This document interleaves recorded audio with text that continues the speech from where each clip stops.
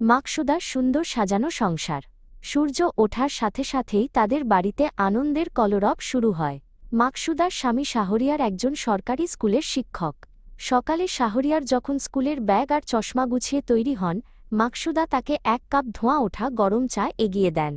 তাদের দুজনের হাসিমুখেই বাড়ির সকালটা রঙিন হয়ে ওঠে। শাহরিয়ার স্কুলে যাওয়ার আগে বড় ছেলে ওয়াশিকের খোঁজ নেন। 7 বছরের ওয়াশিক খুব শান্ত আর লক্ষ্মী ছেলে।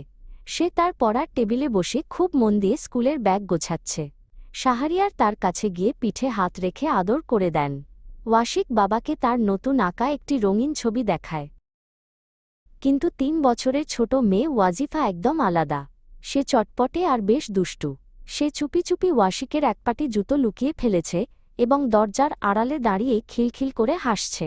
মাকসুদা সেটা দেখে ফেলেন এবং ওয়াজিফাকে ধরে আদরে ভরিয়ে দেন। ওয়াজিফা মায়ের চিবুক ধরে দুষ্টুমি করতে থাকে। বাড়িতে আছেন সবার প্রিয় দাদিমা নাছিম। তিনি মাকসুদার শাশুড়ি এবং অসম্ভব ভালো মনের একজন মানুষ। তিনি পরিবারের সবাইকে খুব ভালোবাসেন। বারান্দায় বসে তিনি যখন তসবিহ পড়েন, ওয়াশিক এসে তার পাশে বসে। দাদিমা নাছিম ওয়াশিককে আকাশের মেঘ আর রূপকথার গল্প শোনান। এমন সময় দুষ্টু ওয়াজিফা দৌড়ে আসে।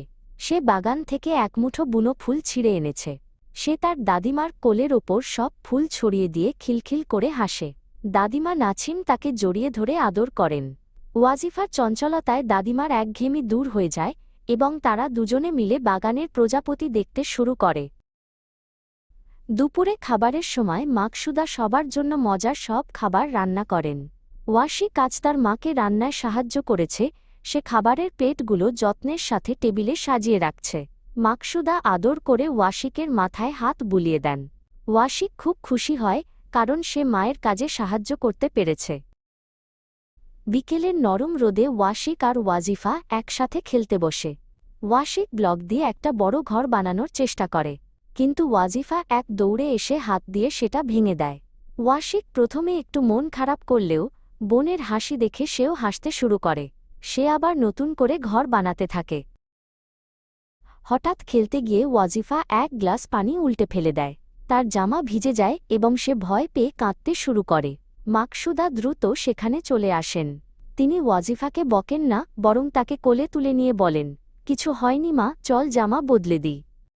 মায়ের পরম মমতায় ওয়াজিফার কান্না থেমে যায়। দাদিমা নাছিম ওয়াজিফাকে তার ঘরে ডেকে নেন। তিনি আলমারি থেকে একটি ছোট মিষ্টি বের করে তাকে দেন।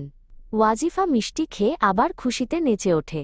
দাদিমা তাকে বুঝিয়ে বলেন যে ছোটখাটো ভুলে ভয় পেতে হয় না। দাদিমার আদরে ওয়াজিফা আবার শান্ত হয়ে যায়। রাতের আকাশ যখন তারা দিয়ে ভরে যায়, শাহরিয়ার স্কুল থেকে ফিরে বাচ্চাদের সাথে গল্প করেন। মাকসুদা আর শাহরিয়ার বারান্দায় দাঁড়িয়ে দেখেন তাদের 2 সন্তান দাদিমার কোল ঘেঁষে শান্ত হয়ে ঘুমিয়ে পড়েছে। মাকসুদা মনে মনে ভাবেন, এই ভালোবাসা আর হাসি কান্না নিয়েই তো তাদের একটি সুখী পরিবার।